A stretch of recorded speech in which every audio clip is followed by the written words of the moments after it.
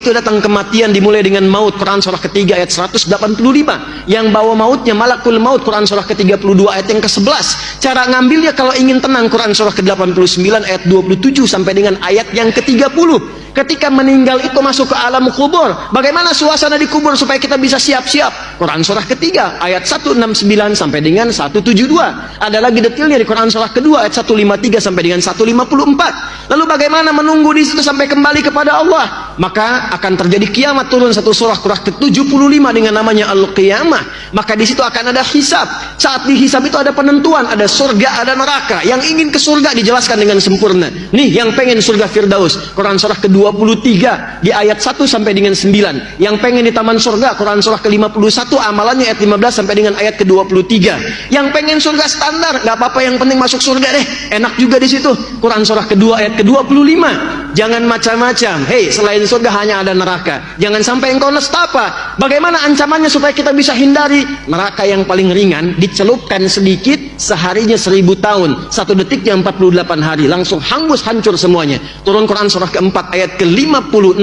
Kalau dia orang-orang yang terakumulasi keburukannya, ingkar kepada Allah, munafik sifatnya, maka ditempatkan yang paling dasar di neraka jahanam. Turun Quran surah keempat ayat 140. Tapi kalau masih hidup dia ingin berubah, diturunkan risalah taubat, Quran surah keempat ayat 143. Dicintai oleh Allah, Quran surah kedua ayat 222, sampai dia pulang dalam keadaan husnul khatimah. Mana yang nggak ada? Ada semua. Kita itu makhluk teratur. Tentang jin diajarkan, turun surat jin, ya kan? Tentang malaikat disampaikan, hidupnya teratur, ada semua. Nah dulu cara orang berinteraksi dengan Al-Quran, kata Abu Abdurrahman As-Sulami, tadi disampaikan hadisnya, mereka belajar Quran dengan Nabi itu dengan serius, pendekatannya yakin sebagai kurikulum hidup, bukan sekedar bacaan. Kalau cuma bacaan nanti sifatnya begini, simpan di rak-rak itu, dibaca nggak tuh? Dilihat, dilewatin, yang penting baca. Tapi kalau Anda menempatkan Quran